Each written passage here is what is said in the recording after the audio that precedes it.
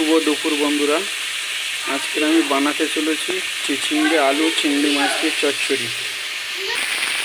প্রথমে আমি চিংড়ি মাছগুলো ভালো করে ভেজে নেব। দেখতেই পাচ্ছেন বন্ধুরা, চিংড়ি মাছগুলো ভাজা হয়ে গেছে। এবার আমি এগুলো তুলে নেব।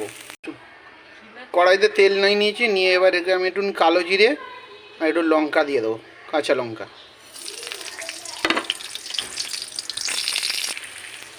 এবার এর মধ্যে আমি দেবো পেঁয়াজ কুচি আর রসুন কুচি,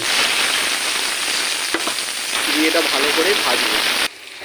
এবারে এর মধ্যে দিয়ে দেবো আমি কেটে রাখা আলুটা দিয়ে একটু বেশ ভালো করে ভাজবো। এবারে এর মধ্যে আমি দিয়ে দেবো কেটে রাখা চিচিঙ্গাটা দিয়ে চাপা দিয়ে একটু ভালো করে কষিয়ে নেব।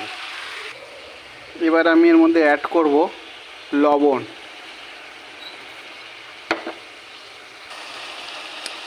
এবার আমি এর মধ্যে অ্যাড করে দেবো গুঁড়ো মশলাগুলো, হলুদ গুঁড়ো, ধনিয়া গুঁড়ো, জিরে গুঁড়ো, সামান্য লঙ্কা গুঁড়ো। সব মশলাগুলো দিয়ে এবার এটা ভালো করে কষিয়ে নেব। আমি এর মধ্যে একটু টমেটো কুচি দেবো, আপনারা চাইলেও দিতে পারেন, নাও দিতে পারেন। এটা দিয়ে একটু ভালো করে কষাবো। এটা ভালো করে কষিয়ে নিয়েছি। এবার এর মধ্যে একটু আমি জল দিয়ে দেবো। জল দিয়ে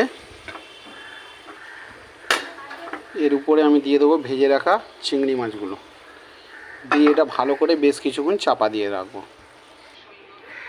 দেখতেই পাচ্ছেন বন্ধুরা, আমার চিচিঙ্গে আলু চিংড়ি মাছের চচ্চড়ি হয়ে গেছে।